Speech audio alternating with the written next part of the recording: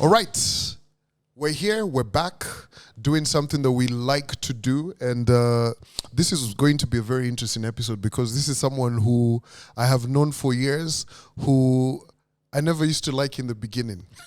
I didn't know that. I never liked him. I'll tell you the story.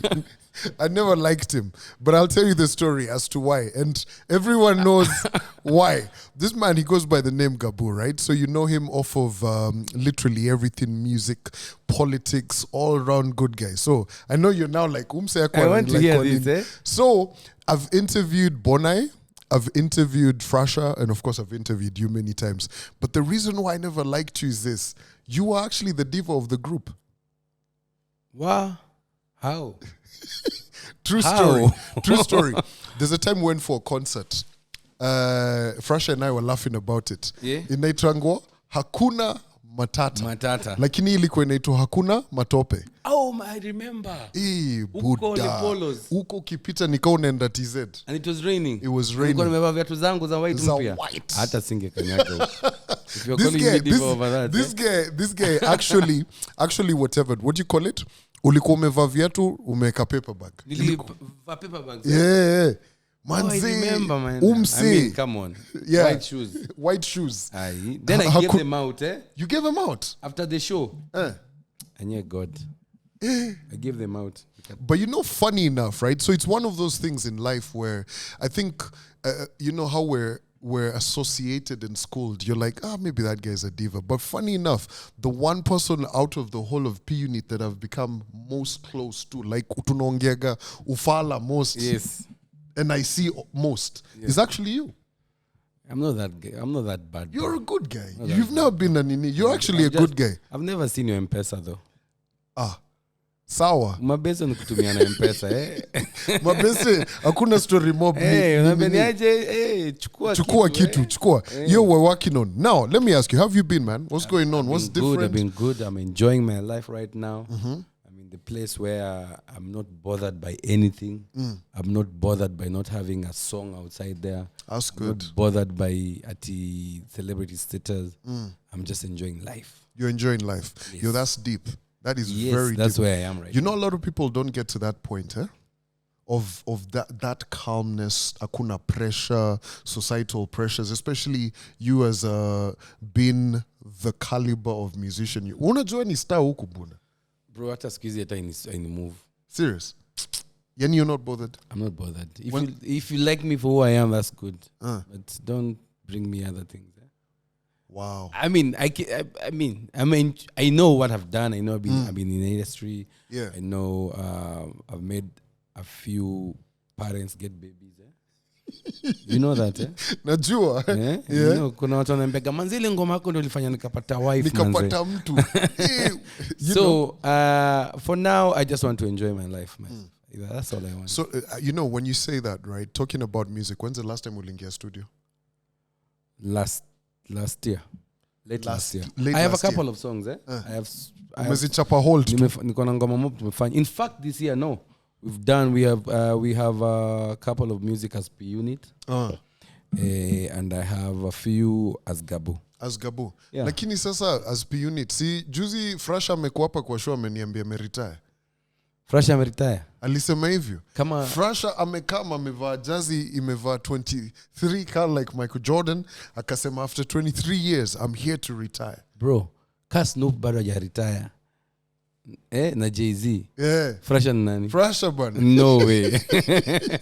Frasha was like ati Buddha imekuwa miaka mob. Hiyo ni masinema bro. Hiyo ni masinema. Alafu after that akaniambia kuna ngoma ingine nenda kutoa, nikachekia ametoa ngoma na Azimio. Ile Jeshi ya Baba. I was like but that was a piano he did before announcing that whatever he said, eh? Yeah. But I don't think Frasha anapenda ngoma sana, so alikuwa ananiambia kama sasa hivi I think we have a show next month, eh?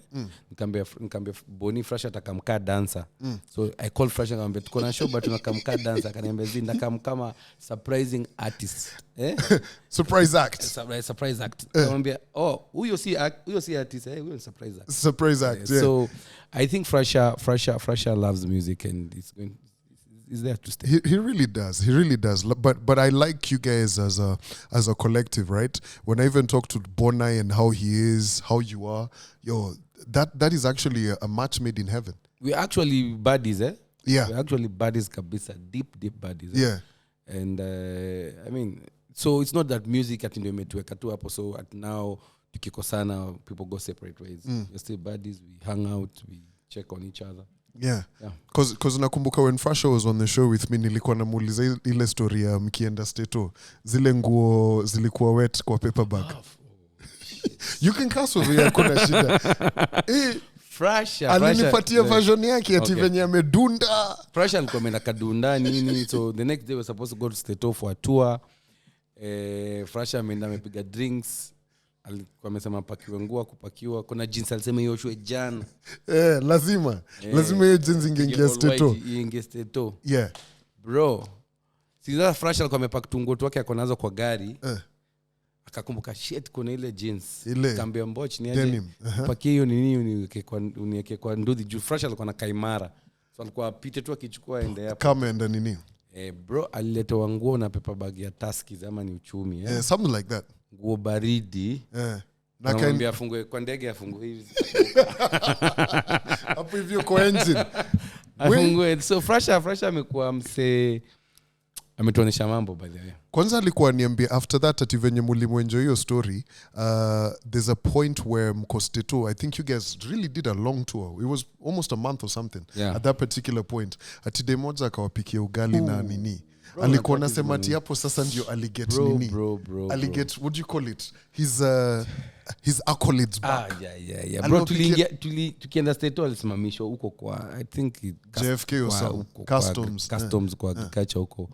So si hatukuona nini, tukasema kweli Frasha ameamua muziki imekataa amekuja kuuza madawa. So si tukamlenga ile atujisikii story Sina boni pass through. Frasha huko nyuma. Akakaa kama 40 minutes kashinda bro. Frasha ni kama ameamua kubeba madrugs. So akakuja kanyamaza nini. So tumekaa 2 weeks. Max. Manzetu nasikia harufu ya sembe. Nasema hapana. Kweli tuko home. Frasha amepika sembe. Alikuwa anatuzia piece moja, unaona? Alisema hivyo kama $5. Jeez. So 5 piece moja ya sembe. Amebeba unga 2. Tusumbua alikuwa star huko.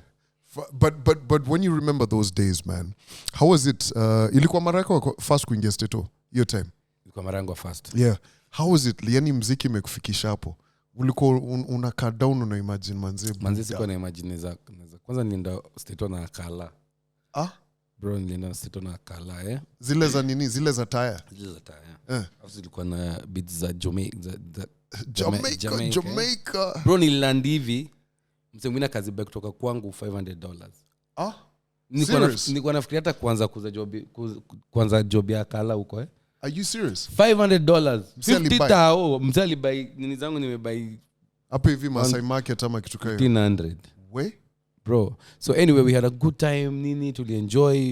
In fact kama kuna kitu Frasha kuambia tukua Vegas nilifight na Boni kwa limo. Actually ni wewe ulinishow.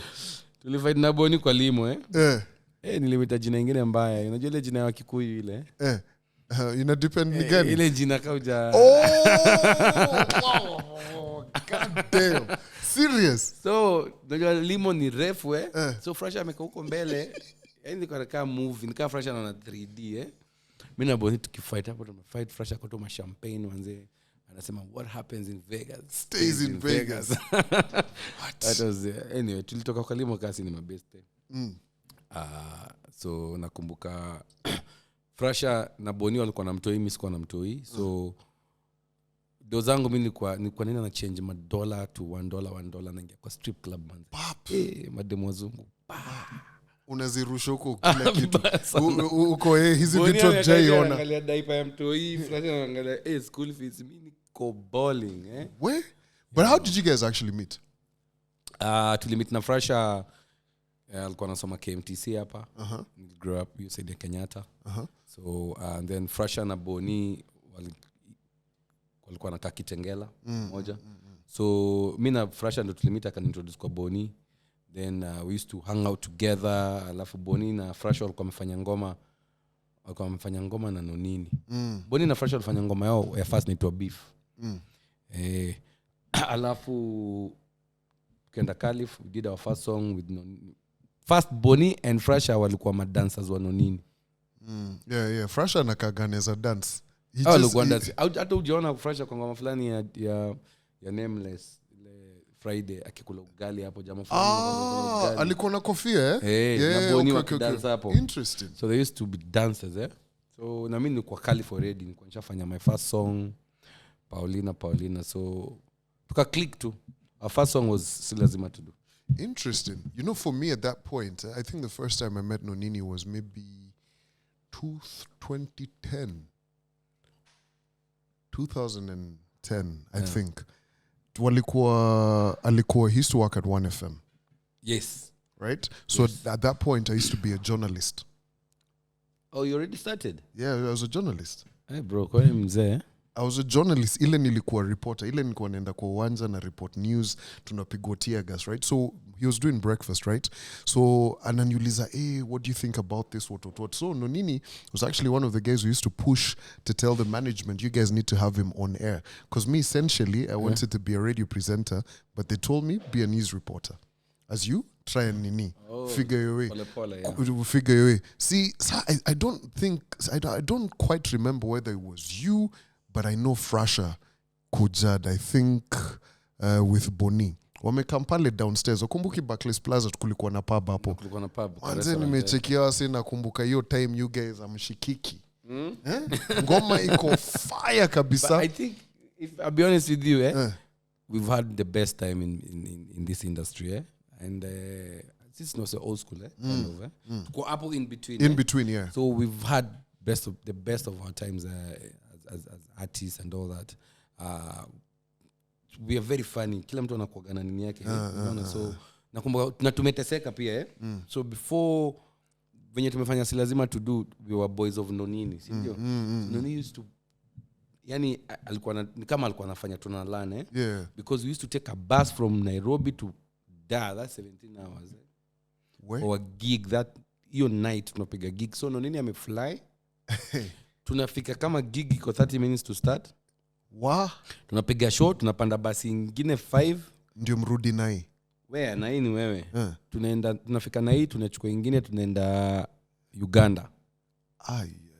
Nonini anapiga tu bro alafu tuko na 5,000 each. What? But hiyo kana bamba mbaya. 5,000 at that particular moment, Buddha. Hey, tulikuwa na buy Veve na Frasha juu hiyo safari. Boni kwanza alifika Nairobi akasema hiyo siendi. Yeye Boni alikuwa ka small landlord alikuwa anatengeneza 2,500 hapa. Alikuwa na maploti hapa tu Kangemi So manzi sisi tumepiga lap sina Frasha tuko Veve yani tumechana mpaka tukajoke. Then Frasha doesn't stop talking. Frasha talks. Frasha and a story. Anapiga ma story, but it was a good time. It was a good time, man. But now thinking about coming from all of that, transitioning into, last time I interviewed you on the radio, you told me you're getting into politics. Where did that come from? Living in a entire ghetto, you tend to see things happening as you grow. You see, then people expect you to do things because now you're ushafika kwao umefika so wanajua wendo kio cha jamii, you need to do things. They are like, hey, Gabu, why don't you just try and represent us here because you do not have anyone who can speak, but we see you hanging out with these people, we see you on TV, I think you can do this. Then back I sit and say, you know what, I think I also need to do this because this is our generation now.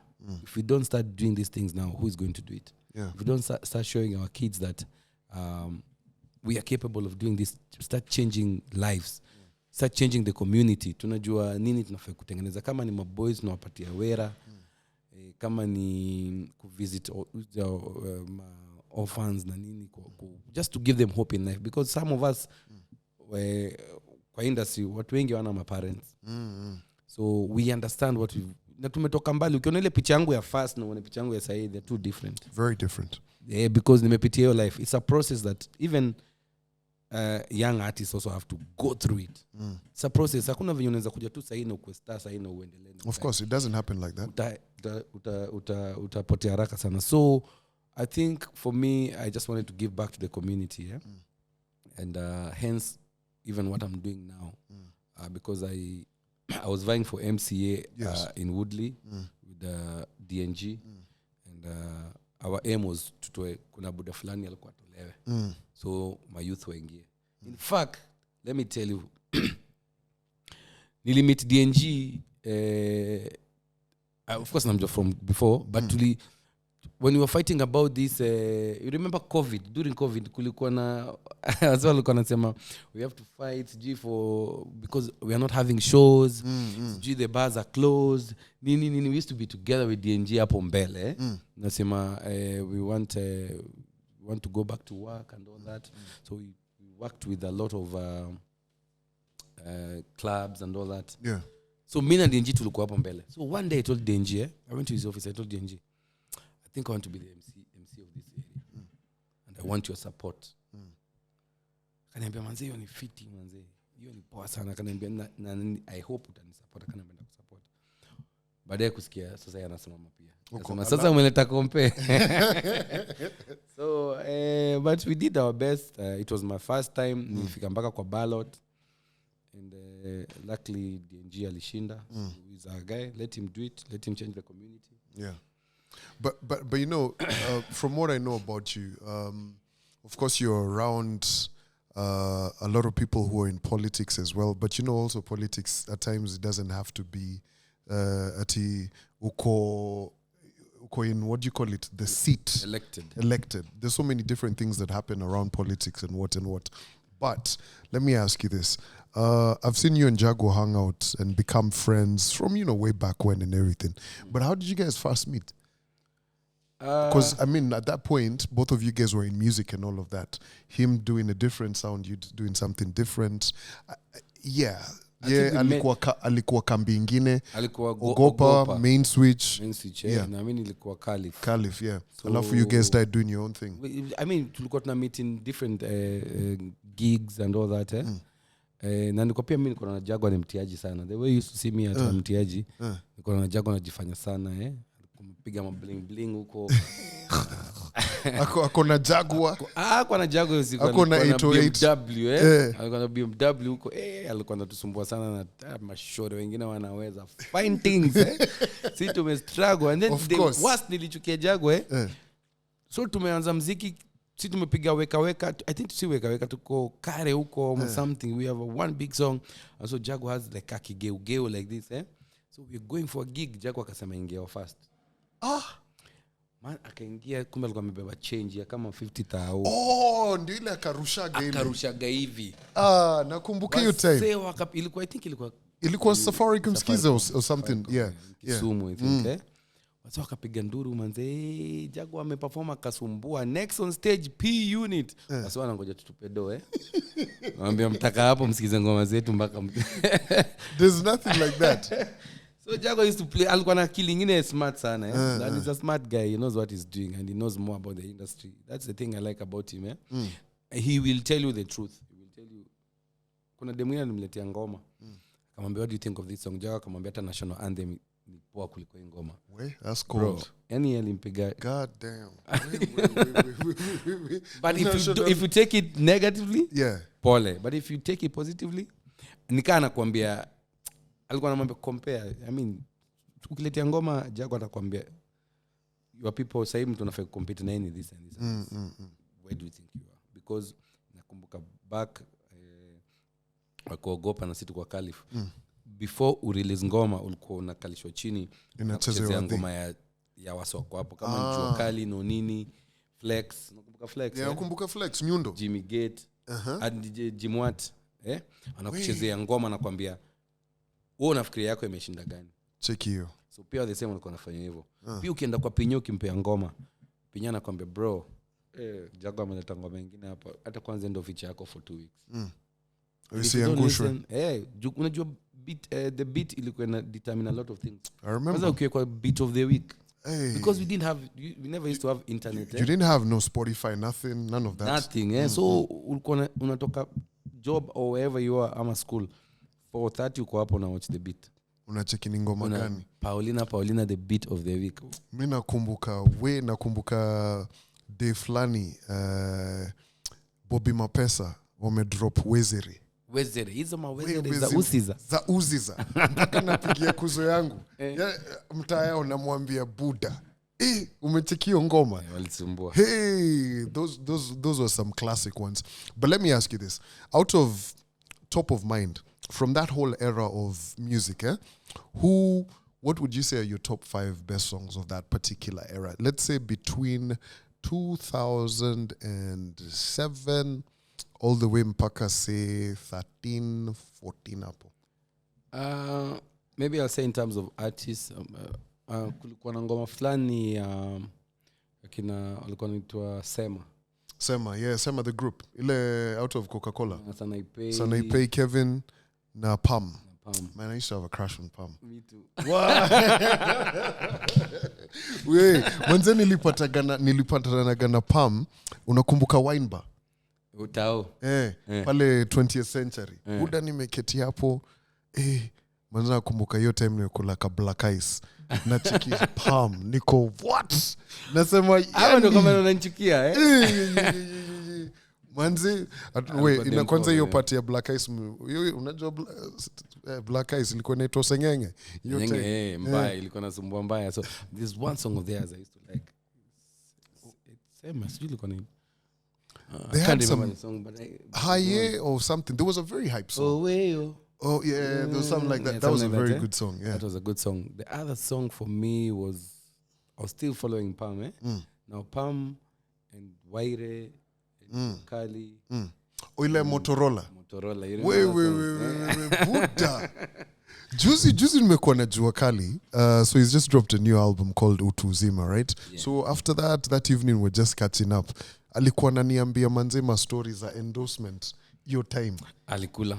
Buddha. Bro, alikuwa anatengeneza. Kijana kutoka Kali. Manze. Alitengeneza. Jua told me how much he and Clemo made. I was like, bro. Yep. In those days, it's like what? It's like close to maybe about like 50M right now. Yeah. Easy. Ametengeneza pesa. Alitengeneza munde. And they used to, I think walishikana sana na Jua Kali wakasahau nini. That's why I'm not going to go through this. But that's why I think kuna kugana kanini. That ish. Nilicheki. But you don't want to go through that. But then again, so that song that was big. It was a big. Even Nyashinsky was on it. Yes. Yeah. Hiyo time alikuwa shatoka nini? Alikuwa jaenda bado. Had he kind of stepped out of Kleptomaniacs or what?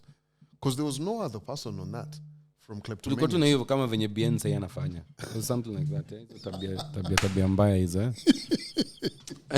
Za kustep out. Unafikiria wewe ndio Beyonce. Wait, BN. Sema nami. Haya, cool. So that's number 2. Number 3? Number 3, I give it to Waire and Nazizi. They had a long reign. Yeah. What? Yep. Kenyan boy, Kenyan girl. Man, that's a classic. Yeah, both of them have actually done some great work. Number 4? Number 4, I give it to Akinoko Flani. Song produced by Musioka. Which one? Was it Musioka? Dandora Love. Dandora Love. That was a good one. For me, Angalia Sa. That was good too. The way they shot the video. Yeah. As well. Yes. Such a great one. Yes. And of course, P-Unit, Kare. Kare was one of the biggest songs for us. It made us do a lot of tours. We met a lot of big artists. Ilitupeleka majuu. Tuwa nje sasa tukaanza kuopen up our minds. Guys, it's very important, We need to travel, Tulikuja na kizungu ya homa though. Ilisha na 1 week. Kizungu ya homa. You know what is interesting? It's always I love talking to you guys and hearing your stories because I've been in this thing for a hot minute, right? But more importantly, you guys are still my elders. I have to listen, right? And one of the most interesting things was from Frasha explaining to me how Diamond became who he is. When you guys were winning the award on the same bus. Yes. Because you used to come from the hotel in the same bus to the, what do you call it? To where the where the event Where is being done. Oh, okay. This is in Nigeria. This was in Nigeria or South Africa. Hotel, yeah. Yeah. Mukishinda Award in South Africa. So you guys are celebrating Meshinda, wow, Jashinda, but these guys are learning from you. It was an experience, because I remember the way Diamond was very kijana anapenda muziki sana. So we used to struggle doing things. He would follow you anywhere you are to want to get a collabo. He used to do that. Alikuwa na handa hivyo. Yeah. Wow.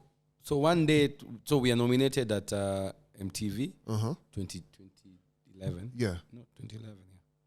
11, 12 or something. Yeah. So tumeenda kulikuwa na kitu kwa MTV tour. I think something like a tour. So you have to go to those countries around and just like a tour to perform as they create the hype. Yeah. So Diamond has been nominated.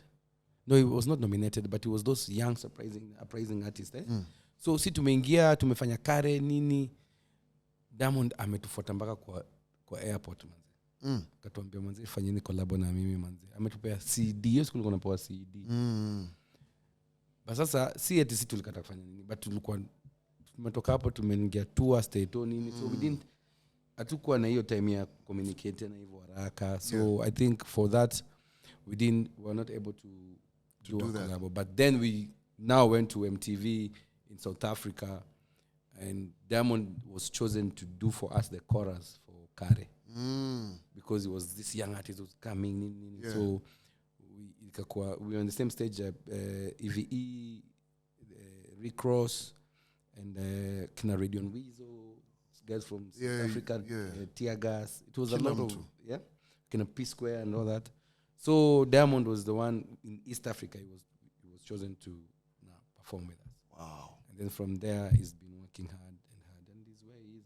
Yeah, man. It's a good thing for him. His work ethic and just the team is quite something. I think that's something we lack in Kenya. But now I can see it with the new age guys. They've really started to work with the team, because back in the day, and maybe it's an assumption for me, also there was no social media and everything. Did you guys have like a team as big as like now when you look at what Sauti Sol and them have? We of course we had a team, but we were limited to other things. Like utapata about promoting the music is not as easy as now. Yeah. Meeting other people, you have to travel. You bado ni young, you don't know. Unafikiri utapotea majuni. So ilikuwa difficult, but tulikuwa na team and they tried what they did. Yeah. At some point.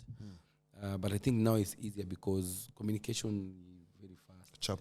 Yeah. People can see, just send people your link, they can see this. Hiyo siku ungemtumia mseni sasa.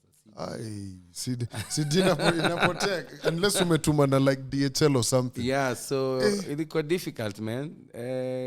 Some of the best moments for me, it was funny though. So 2010 tulikuwa MTV ilikuwa Kenya. Ilikuwa hapo. Ilikuwa Bomas? No, ilikuwa hii Kasarani. Yes, Kasarani. So Nonini was nominated, Nini kana Nameless. So sisi tulikuwa maboys wa Nonini. So sisi tumeingia kiboys Tumeenda tukikaa huko chini tumeona jina Nonini na majina zingine hapo. Unajua wanaandika jina yako kwa seat. Tumeenda tukazikalia huko Kana Nameless. Sasa tunajua sisi tumefanya ngoma tunajulikana. Wanzee wazungu wengine wakakaa wakisema, "Who are you?" Say the P unit. Who's P unit? This is for Nonini and those names. You have to go back, bro. Tulipelekwa nyuma to the last side, Yani from mbele mpaka nyuma, Uko manyu kabisa. So man, the next year ndo tukakuwa nominated, and then it got better and worse at the same time, because now we've traveled. We are in Nigeria. We're in the same category with. So it's P unit. It's a group. P Square, Radio and Weasel, Tear Gas. Uh-huh. Bro. So tumekaa hivi hapo mbele tuko mpaka na Mosioka. Sasa tumefry this time tuko nominated.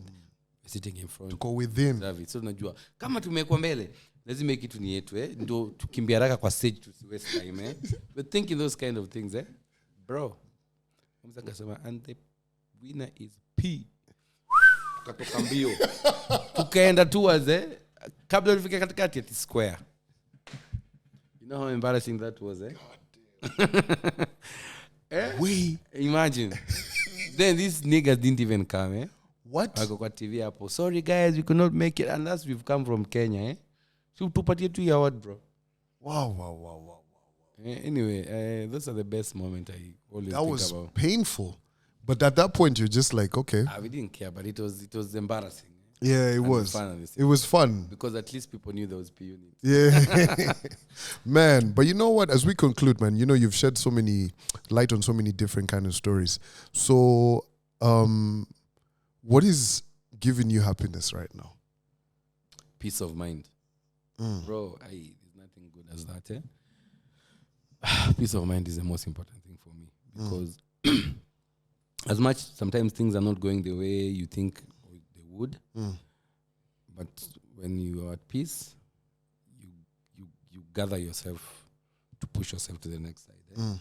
Because you've seen a lot of mavijana, young people, people are killing each other, throwing people out of balconies.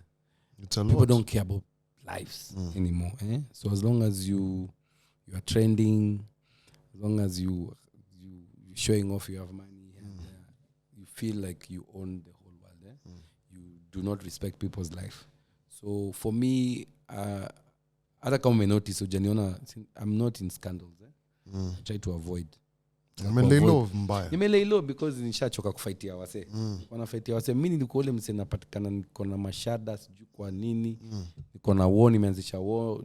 Kuna wengine nilianzisha nonini akapigwa. Nimekuwa huyo mse niko tu kila mahali nimefight na boni. So for me now at my age I have a son who's 10 years.